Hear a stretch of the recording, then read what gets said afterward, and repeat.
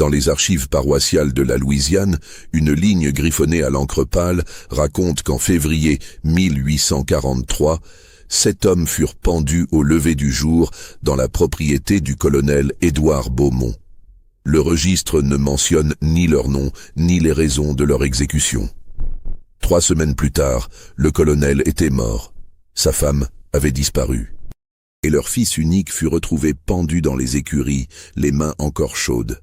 Avant de poursuivre, je vous invite à vous abonner à cette chaîne pour ne manquer aucun récit troublant du passé. Et dites-moi en commentaire, de quelle ville nous écoutez-vous en ce moment? Votre présence compte pour nous. Revenons maintenant à cette sinistre affaire qui hanta la société louisianaise pendant des décennies. L'hiver de 1843 s'annonçait particulièrement rigoureux dans le delta du Mississippi. Les plantations qui bordaient les bayous, ces bras d'eau sombres serpentant entre les cyprès couverts de mousse espagnole, semblaient figées dans une immobilité inquiétante. La Louisiane venait d'intégrer l'Union depuis 40 ans à peine, mais les vieilles familles créoles conservaient leurs traditions, leurs secrets et leurs codes d'honneur hérités des anciens régimes français et espagnols. La propriété Beaumont s'étendait sur près de 3000 hectares le long d'une boucle paresseuse du fleuve, à une trentaine de kilomètres au sud de la Nouvelle-Orléans. On l'appelait simplement le domaine des 7 chênes, en référence aux arbres centenaires qui encadraient l'allée principale menant à la grande maison. Ces chênes avaient vu passer les époques, la domination française, le bref intermède espagnol, puis l'achat par les États-Unis. Leurs branches noueuses portaient les cicatrices de tempêtes anciennes et, disait-on, les marques de cordes qui avaient servi à des pendaisons durant les révoltes d'esclaves. Le colonel Édouard Beaumont appartenait à cette aristocratie louisianaise qui cultivait une apparence de raffinement européen tout en bâtissant sa fortune sur le travail forcé. Né en 1798, il avait hérité du domaine de son père à l'âge de 25 ans. Homme de stature imposante, le regard d'un bleu métallique et la mâchoire carrée, Beaumont avait servi brièvement dans la milice territoriale avant de se consacrer entièrement à l'exploitation de ses terres. On le décrivait comme un maître exigeant, mais juste selon les critères de l'époque, ce qui signifiait qu'il ne fouettait ses esclaves que pour les fautes graves et qu'il les nourrissait suffisamment pour qu'ils puissent travailler efficacement.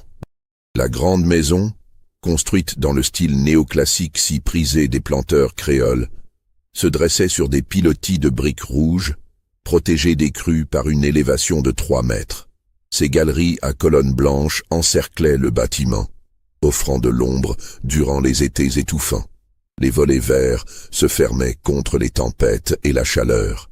À l'intérieur, les pièces au haut plafond étaient meublées d'antiquités françaises et de portraits de famille au regard sévère. Le colonel entretenait une bibliothèque fournie contenant des ouvrages de philosophie, d'agronomie et d'histoire militaire. Il se plaisait à recevoir les notables de la région pour des dîners où l'on discutait politique, commerce du coton et gestion des esclaves. Derrière la maison principale s'alignaient les dépendances, les cuisines séparées pour éviter les incendies, la blanchisserie, les écuries, les remises à outils, et plus loin, dissimulées par un rideau de magnolia, les cabanes des esclaves.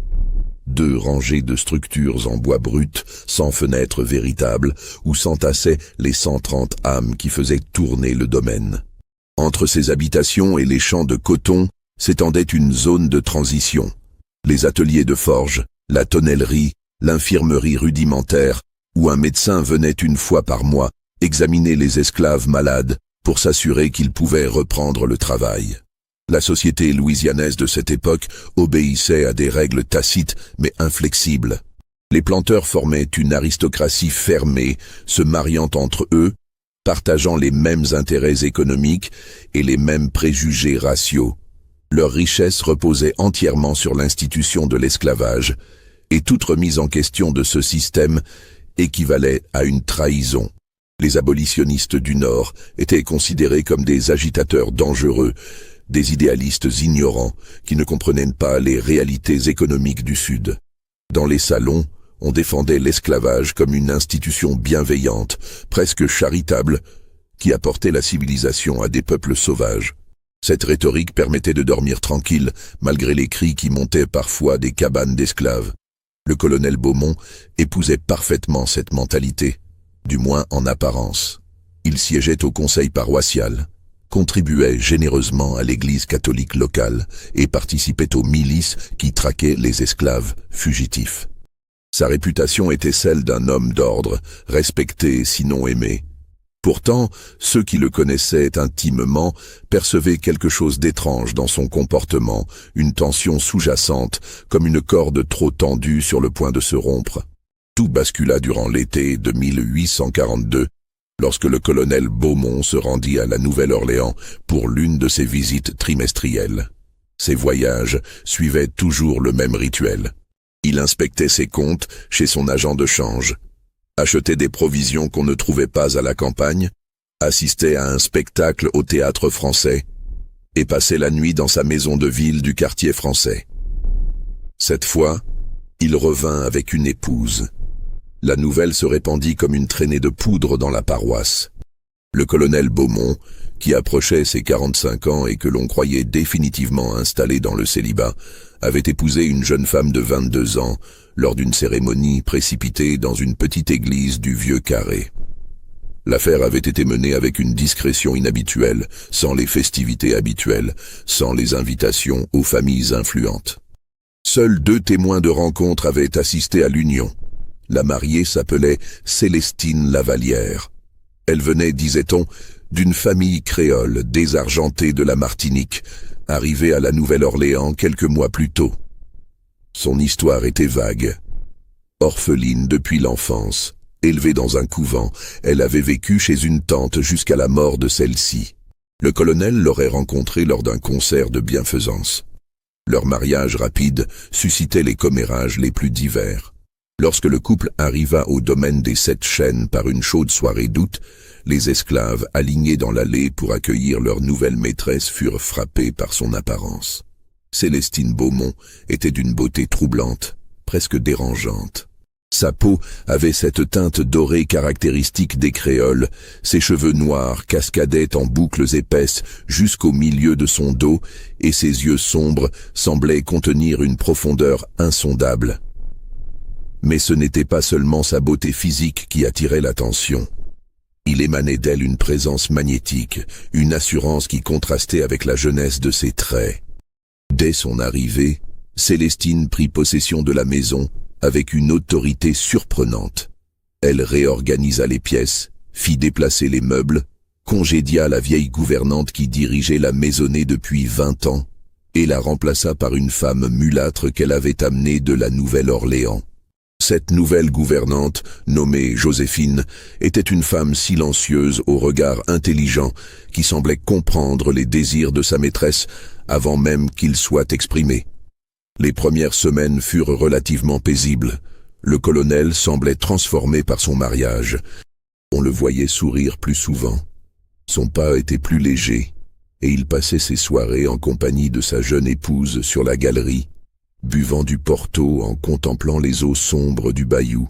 Les voisins qui vinrent présenter leur respect furent impressionnés par l'éducation de Célestine, sa maîtrise du français et de l'anglais, sa connaissance de la littérature et sa capacité à tenir des conversations sur des sujets variés. Mais sous cette surface polissée, des tensions commençaient à apparaître. Les domestiques qui servaient dans la maison remarquèrent que le colonel et sa femme avaient des chambres séparées, ce qui n'était pas inhabituel dans la haute société, mais contrastait avec l'ardeur supposée des nouveaux mariés. Ils notèrent aussi les longues absences de Célestine, qui, dès les premières semaines, prit l'habitude de se promener seule dans la propriété, visitant les dépendances, inspectant les cabanes d'esclaves, s'arrêtant pour observer le travail aux champs. Ce comportement était pour le moins inhabituel. Les épouses de planteurs supervisaient généralement les affaires domestiques, mais laissaient la gestion des esclaves à leurs maris et aux contremaîtres. Célestine semblait ignorer ces conventions. Elle posait des questions directes aux esclaves, exigeait de connaître leur nom, leur histoire, les conditions de leur travail. Cette proximité mettait mal à l'aise le contremaître en chef, un homme rude nommé Gustave Mercier, qui voyait d'un mauvais œil cette intrusion féminine dans son domaine. Un incident particulier marqua les esprits. Un après-midi de septembre, alors que la chaleur écrasante rendait le travail au champ presque insupportable, Célestine apparut près des rangées de coton où les esclaves trimaient sous le soleil implacable. Elle portait une ombrelle blanche et semblait observer la scène avec une attention inhabituelle. Soudain, elle s'approcha d'un groupe de 7 hommes qui travaillaient ensemble dans un coin du champ. Ces 7 esclaves formaient une équipe particulière sur le domaine. Tous, dans la force de l'âge, entre 25 et 35 ans, ils étaient réputés pour être les travailleurs les plus robustes et les plus habiles de la plantation. Le colonel les avait acquis progressivement au fil des années, les choisissant pour leur force physique et leur intelligence. Ils se nommaient Tobias, Samuel, Isaac, Benjamin, Josiah, Nathaniel et Moses. Contrairement à la plupart des esclaves qui parlaient un créole mêlé d'anglais et de français, ces 7 hommes maîtrisaient relativement bien l'anglais et pouvaient tenir des conversations articulées. Célestine s'arrêta devant eux et leur adressa directement la parole, leur demandant depuis combien de temps ils travaillaient au champ ce jour-là. Les hommes, surpris, échangèrent des regards avant que Tobias, le plus âgé du groupe, réponde qu'ils avaient commencé avant l'aube. Elle hocha la tête, prononça quelques mots à voix basse que personne d'autre n'entendit, puis repartit vers la maison. Le contremaître Mercier, témoin de la scène, se précipita vers le colonel pour lui faire part de son inquiétude. Une maîtresse qui parlait directement aux esclaves mâles, qui s'intéressaient trop à leurs conditions, c'était dangereux. Cela pouvait donner des idées, briser la distance nécessaire entre maître et esclave. Le colonel écouta le rapport de Mercier en silence, le visage impassible, puis il lui dit simplement de retourner à son travail. Cette nuit-là, les esclaves des cabanes entendirent des voix qui s'élevaient depuis la grande maison. Le colonel et sa femme se disputaient. Les mots n'étaient pas distincts, mais le ton était sans équivoque. La querelle dura près d'1 heure avant que le silence ne retombe. Au matin, le colonel partit inspecter les champs du nord et ne rentra qu'à la nuit tombée. Les semaines qui suivirent virent s'installer une routine étrange. Célestine continuait ses promenades quotidiennes à travers le domaine, et invariablement, elle finissait par s'arrêter près de l'endroit où travaillaient les 7 hommes. Parfois, elle restait seulement quelques minutes. D'autres fois, elle s'asseyait à l'ombre d'un arbre voisin et semblait simplement les observer. Le colonel, de son côté, devenait de plus en plus taciturne. Son humeur oscillait entre des périodes de distraction où il semblait perdu dans ses pensées et des accès de colère soudaine pour des broutilles. En octobre, un changement notable intervint dans l'organisation du travail. Sans explication, le colonel ordonna que les 7 esclaves soient retirés des champs et affectés à différentes tâches autour de la grande maison. Tobias fut assigné aux écuries, Samuel à la forge, Isaac devint jardinier, Benjamin aide-cuisinier, Josiah charpentier, Nathaniel à la tonnellerie et Moses à l'entretien général des bâtiments. Ce réaménagement surprit tout le monde car ces hommes étaient les meilleurs cueilleurs de coton de la plantation, et les remplacer par des travailleurs moins expérimentés allait nécessairement réduire le rendement.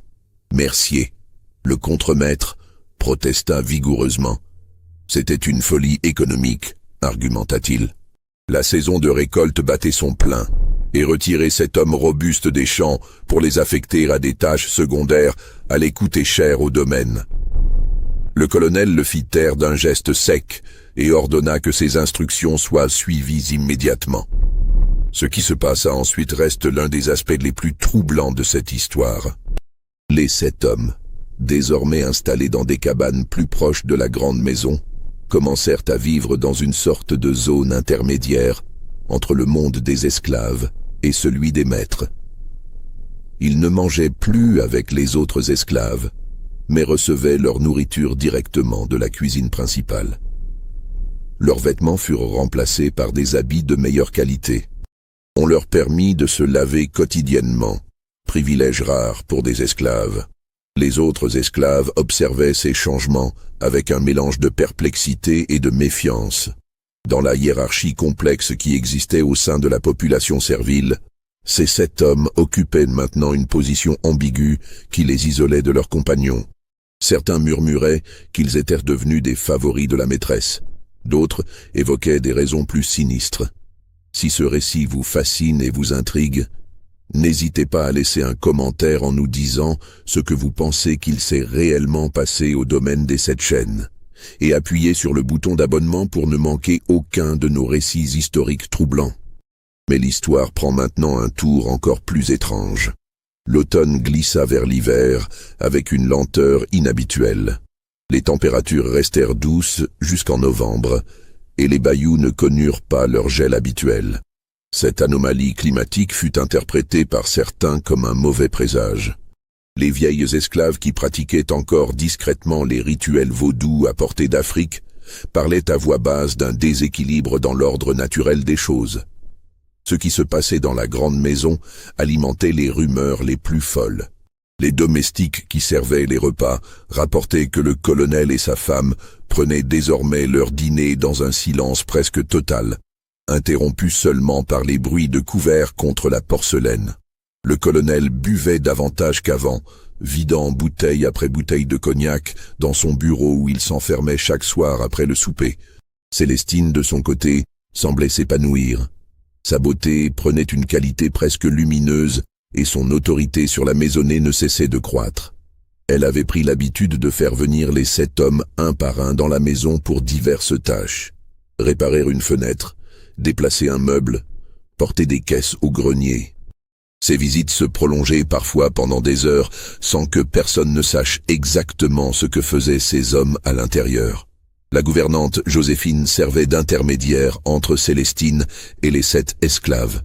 C'était elle qui transmettait les ordres, qui organisait leur venue, qui veillait à ce qu'ils ne croisent pas les autres domestiques plus que nécessaire. Son visage impénétrable ne laissait rien transparaître, et les tentatives des autres serviteurs pour lui arracher des informations se heurtaient à un mutisme absolu. Un soir de décembre, un événement vint cristalliser les tensions. Le révérend Augustin Beauchamp, prêtre de la paroisse et conseiller spirituel du colonel, rendit visite au domaine pour le dîner mensuel qui les réunissait traditionnellement. Le révérend Beauchamp était un homme corpulent d'une 60aine d'années, au visage rougeau et aux mains toujours moites. Il avait baptisé le colonel, l'avait confessé durant des décennies et se considérait comme un ami intime de la famille. Ce soir-là, le dîner fut particulièrement tendu. Le révérend tenta d'engager la conversation sur des sujets neutres, la prochaine saison des plantations, les nouvelles de la Nouvelle-Orléans, les affaires de la paroisse. Mais ces questions restaient sans réponse ou recevaient des répliques monosyllabiques. Célestine picora à peine son assiette, fixant le prêtre avec une intensité qui le mit mal à l'aise. Le colonel buvait en silence, le regard perdu quelque part au-delà des murs de la salle à manger. Après le repas, alors que les 3 se retiraient au salon pour le café, le révérend Beauchamp tenta une approche plus directe. Il s'adressa à Célestine avec une bonhomie forcée, lui demandant si elle s'adaptait bien à sa nouvelle vie, si elle ne trouvait pas la campagne trop isolée après la Nouvelle-Orléans, si elle comptait bientôt apporter l'heureuse nouvelle d'une grossesse. Cette dernière question fit monter une tension palpable dans la pièce. Célestine posa délicatement sa tasse de café, leva les yeux vers le prêtre et lui répondit d'une voix douce mais glaciale qu'elle trouvait ces questions indiscrètes et qu'elle le priait de se mêler de ses affaires. Le révérend, choqué par cette insolence, se tourna vers le colonel dans l'attente qu'il réprimande sa femme. Mais Beaumont resta muet, les yeux rivés sur son verre de cognac. Le révérend Beauchamp quitta le domaine plus tôt que prévu, profondément troublé. Dans les jours qui suivirent, il tenta à plusieurs reprises de rencontrer le colonel seul, lui envoyant des messages par l'intermédiaire de son sacristain. Le colonel déclina poliment chaque invitation, prétextant des obligations sur le domaine.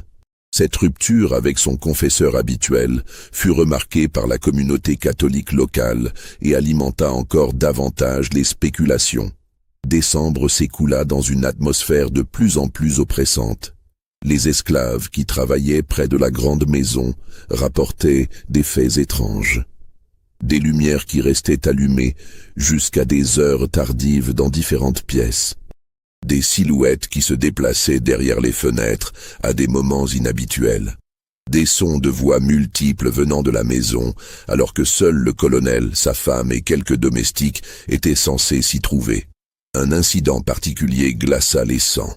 Une nuit de la mi-décembre, un jeune esclave nommé Elijah, qui souffrait d'insomnie chronique, sortit de sa cabane pour uriner.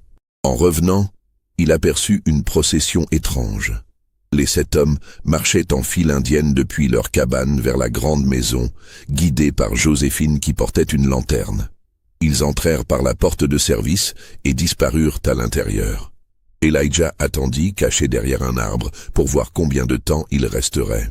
L'aube commençait à poindre lorsqu'ils ressortirent enfin, toujours en silence, et regagnèrent leur logement. Elijah raconta ce qu'il avait vu à sa mère, une vieille esclave nommée Mabel, qui travaillait à la blanchisserie depuis 40 ans. Mabel l'écouta avec une expression de terreur grandissante, puis lui interdit formellement de répéter cette histoire à quiconque. Elle connaissait les dangers de s'intéresser de trop près aux affaires des maîtres, mais le secret ne put être gardé longtemps. D'autres esclaves avaient remarqué des allées et venues similaires. La rumeur se répandit comme un feu de broussailles. Les interprétations variaient selon les croyances de chacun. Les chrétiens parlaient de rituels sataniques. Ceux qui conservaient des liens avec les pratiques africaines évoquaient des cérémonies vaudou. Les plus pragmatiques suggéraient des raisons plus terrestres, mais tout aussi troublantes.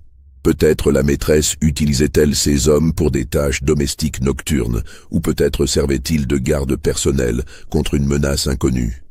Le contremaître Mercier, qui logeait dans une maison séparée à mi-chemin entre la grande demeure et les cabanes d'esclaves, remarqua également ces mouvements nocturnes.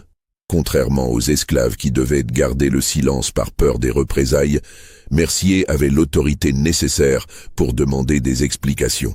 Un matin, il se présenta devant le colonel et exigea de savoir pourquoi 7 esclaves robustes étaient tirés de leur sommeil chaque nuit pour des activités mystérieuses au lieu de se reposer pour le travail du lendemain.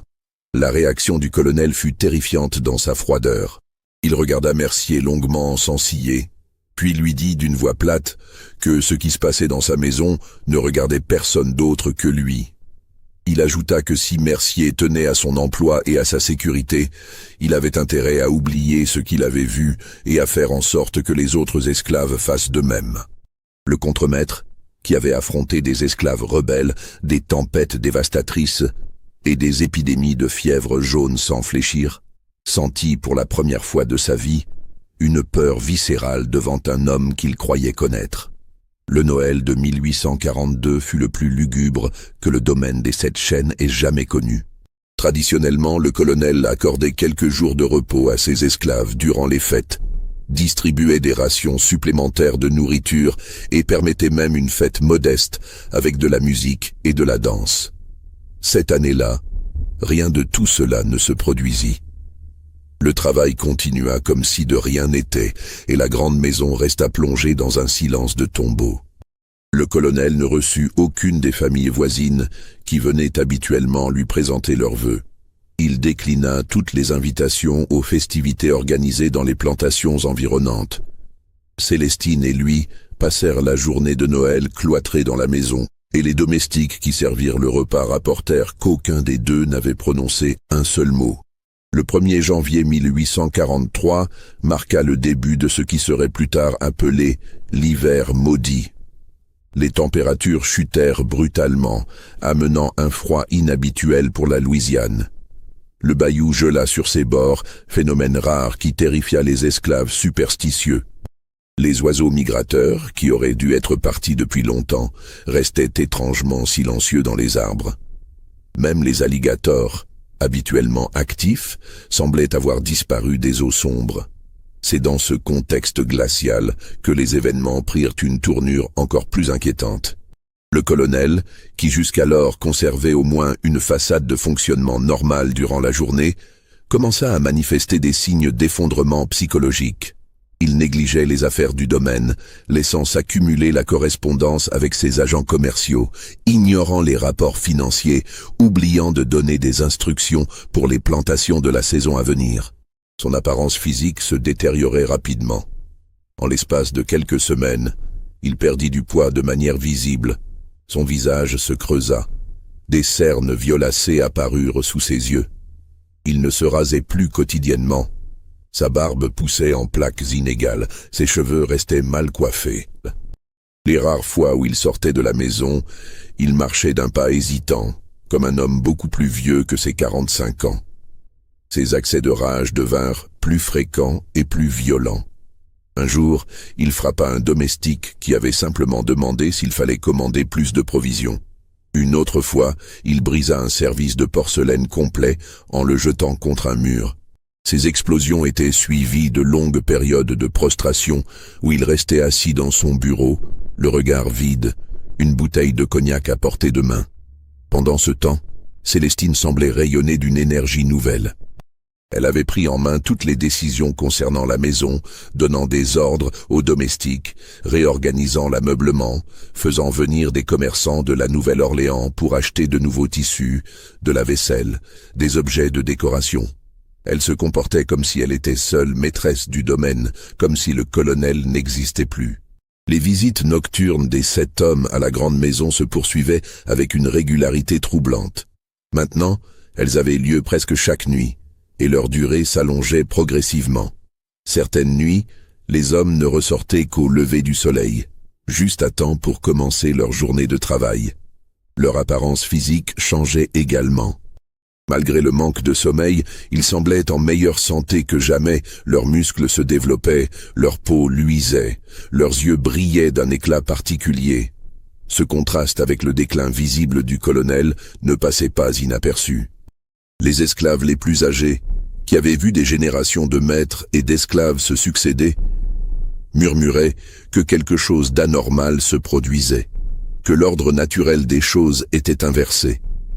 Mais personne n'osait exprimer clairement ce qu'ils pensaient tous, que d'une manière ou d'une autre, la vitalité du colonel était transférée à ces 7 hommes. La vérité, bien sûr, était à la fois plus simple et plus scandaleuse que toutes les spéculations surnaturelles. Mais cette vérité restait encore cachée derrière les murs épais de la grande maison, protégée par le silence complice de ceux qui savaient. En janvier, un événement fit craquer le vernis de secret qui entourait la situation. Le fils unique du colonel, Julien Beaumont, arriva au domaine de manière inattendue. Julien avait 23 ans et étudiait le droit à Boston depuis 3 ans. Il était parti juste après avoir terminé ses études préparatoires à la Nouvelle-Orléans et n'était revenu que brièvement durant les étés. Cette année, il avait passé l'été dans le Massachusetts, travaillant dans un cabinet juridique et n'avait donc jamais rencontré la nouvelle épouse de son père. Son arrivée créa une commotion immédiate. Personne ne l'attendait, pas même le colonel qui n'avait pas été informé de cette visite. Julien débarqua un après-midi pluvieux de la mi-janvier, transportant 2 valises et une mine sombre. Il expliqua aux domestiques stupéfaits qu'il avait quitté Boston précipitamment après avoir reçu des lettres alarmantes de connaissances en Louisiane qui s'inquiétaient de la santé mentale de son père et des rumeurs étranges circulant au sujet du domaine. La rencontre entre le père et le fils fut déchirante. Julien trouva le colonel dans son bureau, affaissé dans un fauteuil, une bouteille vide à ses pieds. Le jeune homme, horrifié par l'état de déchéance physique de son père, tenta d'obtenir des explications. Le colonel le regarda avec des yeux rougis et prononça seulement quelques mots incohérents sur des erreurs, des pactes qu'il n'aurait jamais dû accepter, sur une femme qui n'était pas ce qu'elle prétendait être. Julien exigea de rencontrer immédiatement sa belle-mère. On le conduisit au salon où Célestine l'attendait, assise avec une grâce parfaite sur un sofa de velours. La première rencontre entre eux fut électrique. Julien, qui s'attendait à trouver une profiteuse ordinaire ayant séduit un homme vieillissant, se retrouva face à une femme dont la beauté le frappa comme un coup physique. Mais, au-delà de la beauté, il perçut immédiatement quelque chose d'autre, une intelligence aiguë, une volonté de faire, et surtout une absence totale de déférence envers lui. Célestine le salua poliment mais sans chaleur, lui offrit du thé qu'il refusa et attendit qu'il parle. Julien, retrouvant sa contenance, lui dit sans détour qu'il était venu enquêter sur les rumeurs circulant au sujet du domaine et sur l'état préoccupant de son père. Il ajouta qu'en tant qu'héritier légitime de la propriété, il avait le droit et le devoir de protéger les intérêts familiaux. La réponse de Célestine fut d'une clarté déstabilisante.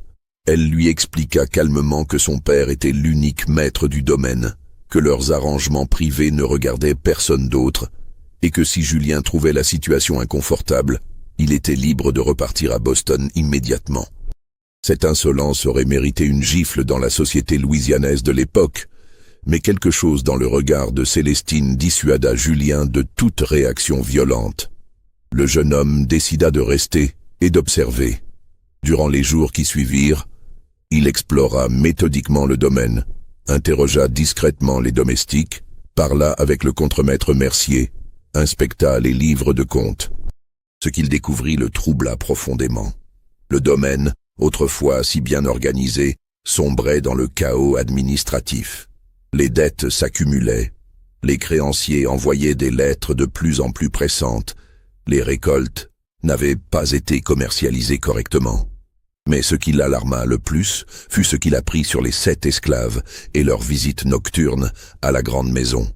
Mercier lui raconta tout ce qu'il savait, y compris les observations d'Elijah et les changements physiques notables chez ces hommes. Julien décida d'en avoir le cœur net.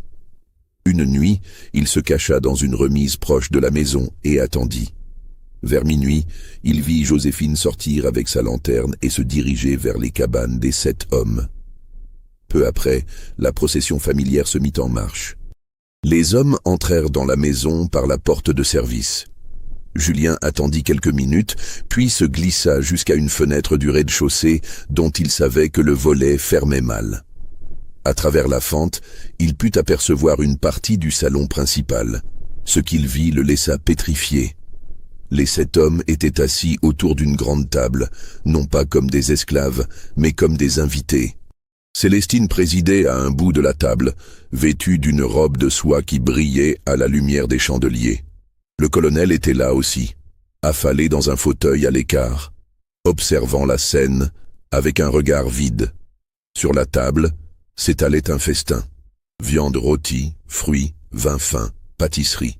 Mais plus troublant encore était l'atmosphère qui régnait dans la pièce. Les 7 hommes ne mangeaient pas comme des affamés profitant d'une aubaine.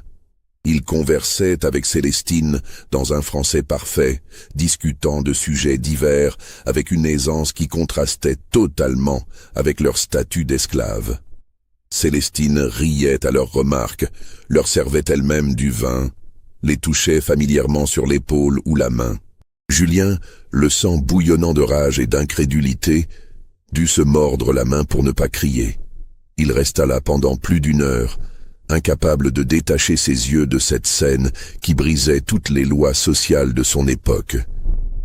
Puis, les forces lui manquant, il retourna en titubant jusqu'à sa chambre, où il passa le reste de la nuit dans un état de choc.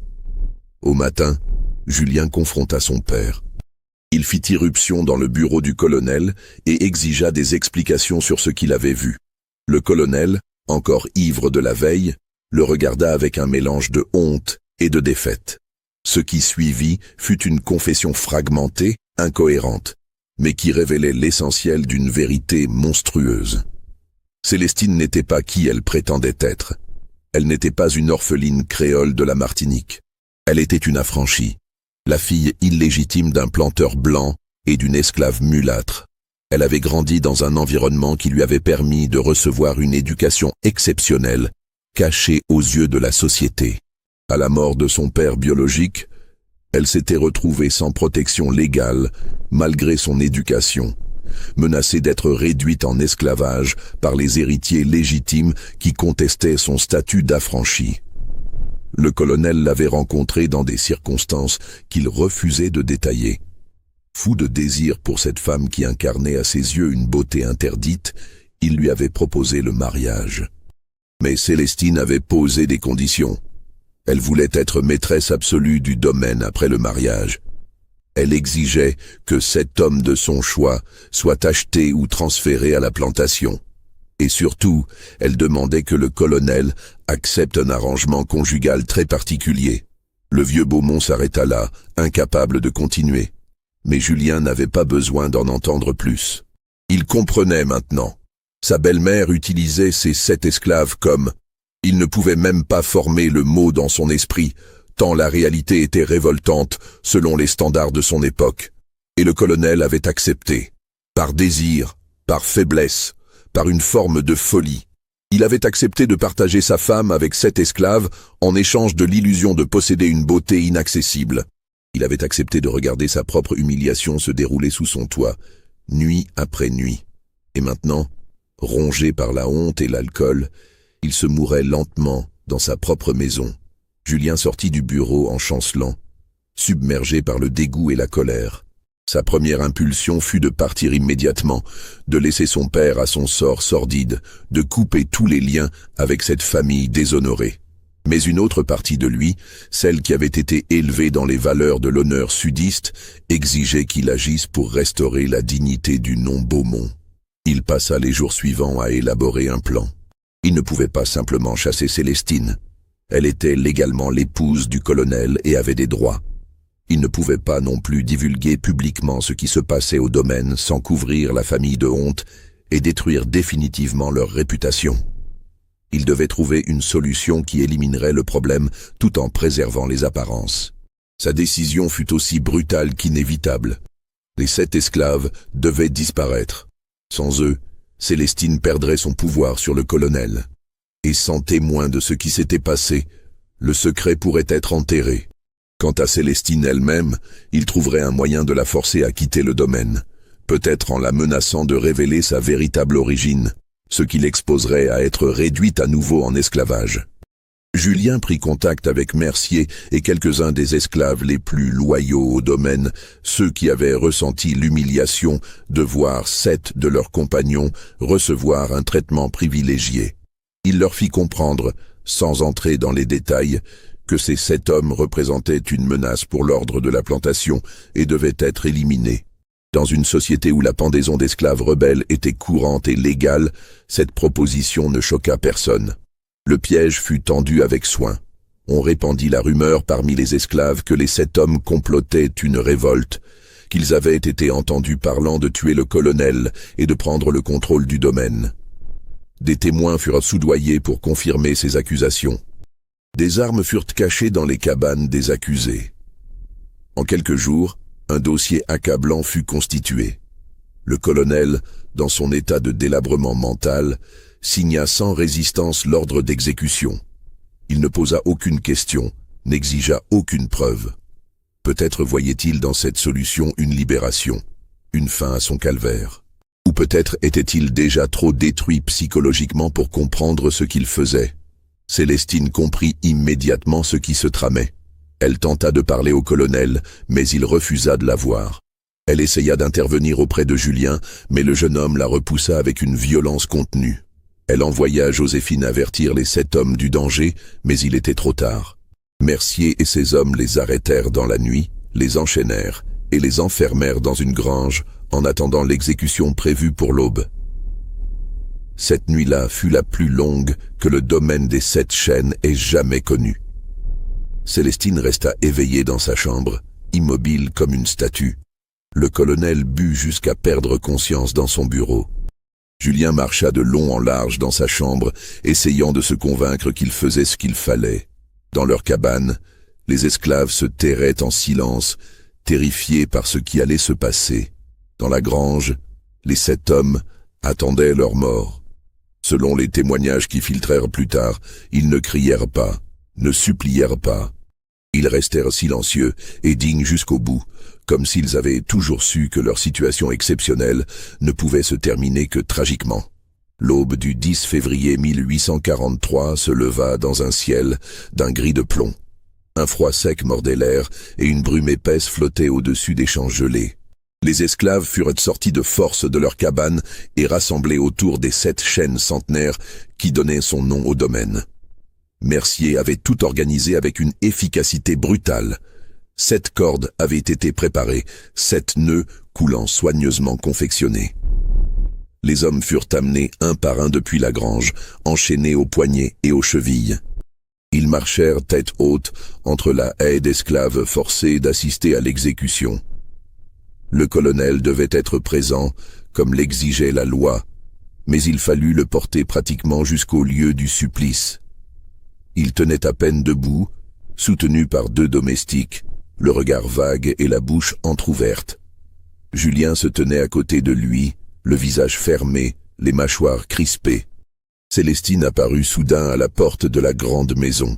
Elle portait une robe noire et ses cheveux étaient défaits, cascadant sur ses épaules. Elle avança lentement vers la scène, ignorant les tentatives de Julien pour la faire reculer. Quand elle fut assez proche, elle regarda chacun des 7 hommes dans les yeux, longuement, et chacun lui rendit son regard sans ciller. Puis elle se tourna vers le colonel. Ce qu'elle lui dit fut entendu par plusieurs personnes présentes, bien que les versions varient légèrement. Selon la plupart des témoignages, elle prononça ces mots en français. « Vous les tuez parce que vous ne supportez pas ce qu'ils représentent. Mais ce n'est pas eux que vous détruisez, c'est vous-même, et ce sera votre damnation. » Le colonel ne répondit pas. Ses yeux étaient vides, comme si personne n'habitait plus derrière eux. Julien fit un geste brusque, ordonnant qu'on commence l'exécution. Mercier donna le signal. Les 7 hommes furent pendus en même temps. Les cordes grincèrent, les branches des chênes ployèrent légèrement sous le poids. La mort ne fut pas instantanée pour tous. Certains corps se tordirent pendant de longues secondes, tandis que les assistants forcés détournaient le regard. Le silence était total, rompu seulement par le craquement des cordes et le bruissement du vent dans les branches nues. Quand tout fut terminé, Célestine tourna les talons et regagna la maison. Elle monta dans sa chambre et n'en ressortit pas de la journée. Le colonel fut ramené à son bureau où il s'effondra dans son fauteuil. Julien ordonna que les corps restent suspendus jusqu'au soir, pour servir d'exemple, puis qu'ils soient enterrés dans une fosse commune, à l'écart de la propriété. Mais l'histoire ne s'arrêta pas là. Car si Julien pensait avoir résolu le problème en éliminant les 7 hommes, il avait tragiquement sous-estimé les conséquences de ses actes. Le soir même, le colonel Édouard Beaumont fut retrouvé mort dans son bureau. Il s'était tiré une balle dans la tempe avec son pistolet de service, un vieux modèle qu'il conservait depuis ses années dans la milice. Il n'avait laissé aucune note, aucune explication. Son corps fut découvert par un domestique venu ranimer le feu de cheminée. Julien reçut la nouvelle avec un mélange de choc et, il faut le dire, de soulagement. La mort de son père, aussi tragique soit-elle, résolvait certaines complications légales. Il était maintenant l'unique héritier du domaine. Il pouvait agir librement pour réparer les dégâts causés par la folie de son père. Sa première décision fut de confronter Célestine. Il monta jusqu'à sa chambre et frappa violemment à la porte. N'obtenant pas de réponse, il entra de force. La pièce était vide. Les armoires étaient ouvertes. Plusieurs robes avaient disparu, ainsi que les bijoux que le colonel avait offerts à sa femme. Joséphine, la gouvernante, avait également disparu. Une fouille rapide de la propriété ne donna rien. Personne n'avait vu les 2 femmes partir. Aucun cheval ne manquait aux écuries. Aucun bateau n'avait été pris au débarcadère. C'était comme si elles s'étaient volatilisées. Julien interrogea tous les domestiques, tous les esclaves, mais personne ne savait rien, ou du moins, personne ne voulait parler. Cette disparition mystérieuse troubla profondément Julien.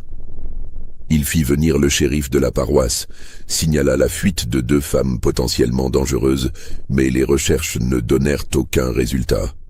Célestine et Joséphine semblaient avoir disparu de la surface de la terre. Les jours suivants furent consacrés aux funérailles du colonel. On l'enterra dans le caveau familial, avec toutes les pompes dues à son rang.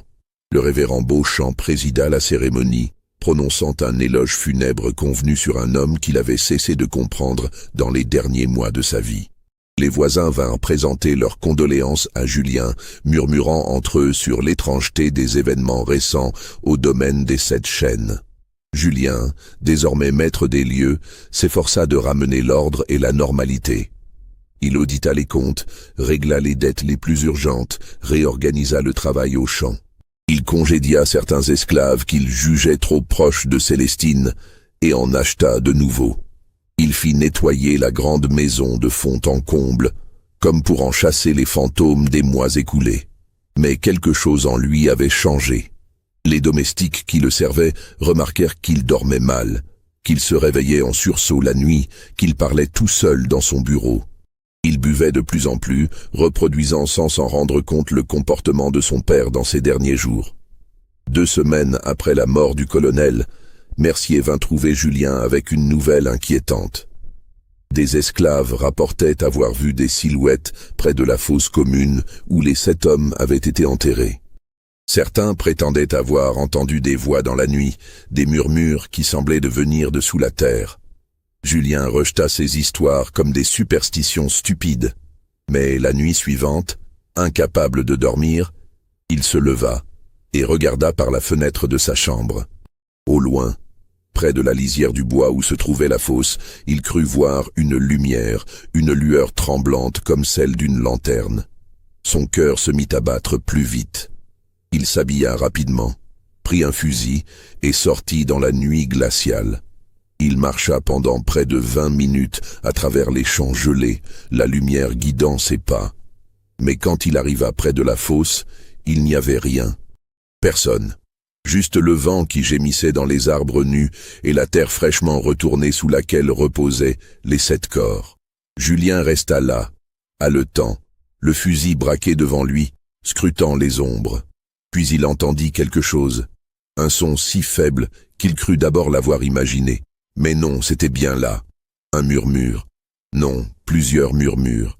Des voix qui semblaient venir de partout et de nulle part à la fois.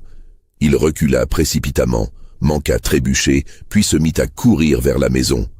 Il courut comme il n'avait jamais couru de sa vie, le souffle court, les poumons brûlants, la peur lui mordant les talons. Quand il atteignit enfin la sécurité de la grande maison, il claqua la porte derrière lui et la verrouilla, puis s'effondra contre le mur, tremblant de tous ses membres. Ce fut le dernier jour où Julien Beaumont sortit de la maison. Les 3 jours suivants, Julien resta cloîtré dans la grande maison. Il refusa de voir quiconque, donna des ordres contradictoires aux domestiques à travers la porte de sa chambre, ne mangea presque rien. Mercier tenta plusieurs fois de lui parler, inquiet de l'état mental de son nouveau maître, mais Julien le renvoya violemment. Le 28 février, un domestique nommé Thomas monta porter le petit déjeuner de Julien. Il frappa à la porte comme chaque matin. N'obtenant pas de réponse, il attendit quelques minutes puis frappa à nouveau. Toujours rien. Une inquiétude grandissante le poussa à ouvrir doucement la porte. Julien Beaumont était pendu à une poutre de sa chambre. Il avait utilisé sa propre ceinture. Son visage était violacé, ses yeux exorbités fixaient le plafond. Ses mains pendaient le long de son corps, encore tiède. La mort remontait à quelques heures seulement. Sur le bureau, on trouva une lettre. Une seule page, griffonnée d'une écriture tremblante, presque illisible. Mercier la lut, pâlit, puis la brûla immédiatement dans la cheminée. Il ne révéla jamais ce qu'elle contenait. Mais selon certains témoignages de domestiques qui auraient pu en lire des fragments avant sa destruction, Julien y parlait de voix qui ne le laissaient pas dormir, de visages qui apparaissaient dans les ombres, de culpabilité qui le dévorait vivant. La mort de Julien marqua la fin de la dynastie Beaumont. Il n'avait pas d'héritier direct, et les parents éloignés qui auraient pu revendiquer le domaine se montrèrent curieusement réticents à le faire. Les rumeurs sur ce qui s'était passé au domaine des 7 chênes s'étaient répandues dans toute la paroisse, prenant des proportions de plus en plus fantastiques. Personne ne voulait hériter d'une propriété marquée par tant de morts suspectes. Le domaine fut mis en vente par les créanciers, mais aucun acheteur sérieux ne se présenta. La propriété resta abandonnée pendant des mois. Les esclaves furent dispersés et vendus à d'autres plantations. Mercier partit chercher du travail ailleurs. La grande maison, vidée de ses meubles et de ses habitants, commença lentement à se dégrader. Les 7 chênes qui donnaient son nom au domaine furent abattus durant l'été suivant. Le nouveau propriétaire temporaire, qui tentait de remettre l'exploitation en état, ordonna leur destruction. Il disait qu'ils portaient malheur, que leur présence effrayait les ouvriers. Quand les bûcherons s'attaquèrent au tronc massif, ils découvrirent quelque chose d'étrange. Les fibres du bois, là où les cordes avaient été attachées, étaient noircies, comme brûlées de l'intérieur. Avec le temps, les détails précis de ce qui s'était passé au domaine des 7 chênes se perdirent dans le brouillard de l'histoire. Les archives paroissiales ne conservent que les faits bruts. Les pendaisons des 7 esclaves, le suicide du colonel Beaumont, la disparition de son épouse, le suicide de son fils, les raisons, les circonstances, les secrets qui avaient conduit à cette cascade de tragédies, tout cela fut tu, enterré aussi profondément que les corps dans leurs fosses. Célestine Lavallière, ou quel que soit son vrai nom, ne fut jamais retrouvée. Certains prétendent qu'elle retourna à la Nouvelle-Orléans et disparut dans les quartiers créoles de la ville. D'autres affirment qu'elle partit vers le nord, où les lois sur l'esclavage étaient différentes et où elle pouvait vivre libre. Quelques-uns murmurent qu'elle mourut dans les bayous, perdue dans les marécages impénétrables. Ce qui est certain, c'est que son passage au domaine des 7 chênes brisa 3 vies et révéla les contradictions insoutenables d'une société bâtie sur l'asservissement d'êtres humains. Le colonel Beaumont avait voulu posséder une femme d'une beauté interdite, et cette obsession l'avait conduit à accepter l'inacceptable, à briser toutes les règles de sa caste, à se détruire lui-même. Julien avait voulu restaurer l'honneur familial par la violence, et cette violence s'était retournée contre lui, le rongeant de l'intérieur, jusqu'à ce qu'il ne puisse plus supporter le poids de sa culpabilité. Quant aux 7 hommes dont les noms, Tobias, Samuel, Isaac, Benjamin, Josiah, Nathaniel et Moses, figurent à peine dans les registres officiels, ils furent les victimes ultimes de ce drame. Esclaves toute leur vie, ils avaient connu un bref moment d'humanité, une parenthèse, où ils avaient été traités non comme des bêtes de somme, mais comme des hommes. Cette parenthèse leur avait coûté la vie.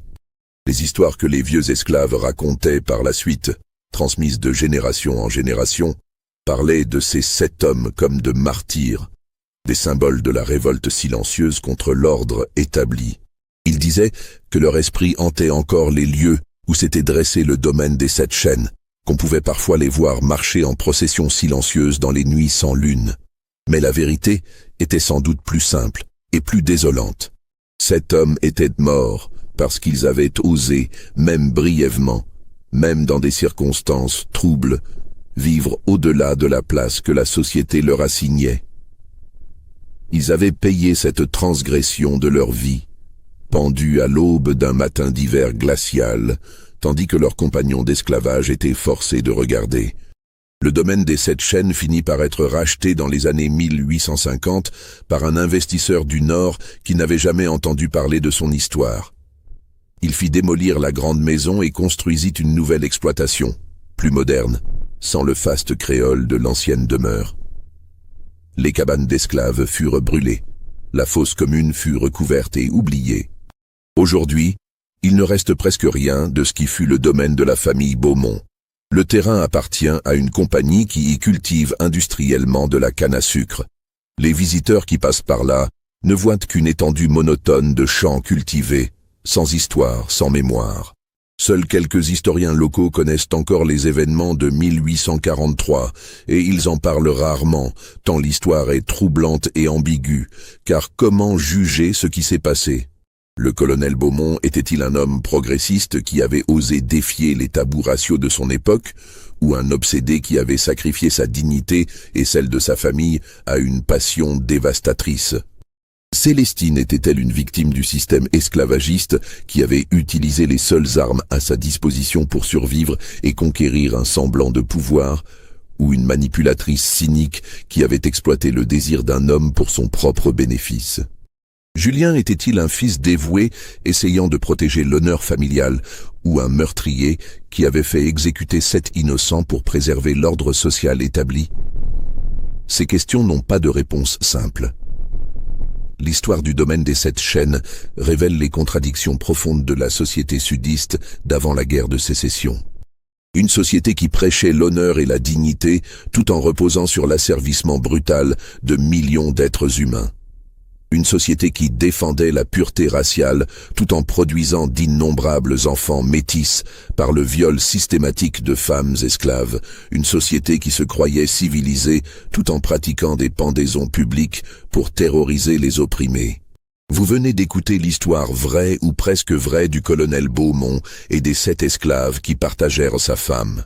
Cette histoire soulève tant de questions troublantes sur la nature humaine, le pouvoir, le désir et la justice. Que pensez-vous qu'il s'est réellement passé durant ces nuits secrètes au domaine des 7 chênes? Célestine était-elle une victime ou une manipulatrice? Le colonel mérite-t-il notre compassion ou notre mépris?